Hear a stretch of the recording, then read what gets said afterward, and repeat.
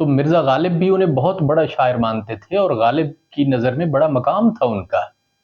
غمگین ان کا تخلص تھا، غمگین دہلوی۔ تو ان کا کلام ہے کہ جو نہ وہم و گمان میں آوے، کس طرح تیرے دھیان میں آوے، جو نہ وہم و گمان میں آوے، کس طرح تیرے دھیان میں آوے، تجھ سے ہمدم رکھوں نہ پوشیدہ، حال دل گر بیان میں آوے،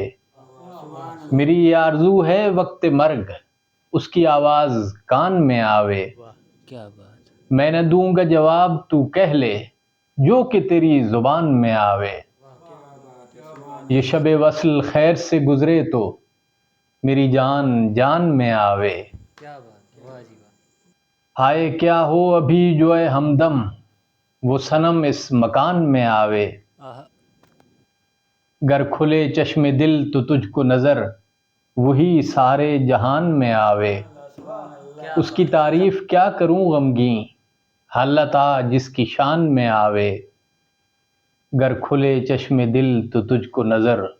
وہی سارے جہان میں آوے، آہا، کمال، جو نہ وہم و گمان میں آوے، کس طرح تیرے دھیان میں آوے۔ زبر، بہت اعلیٰ جی، کیا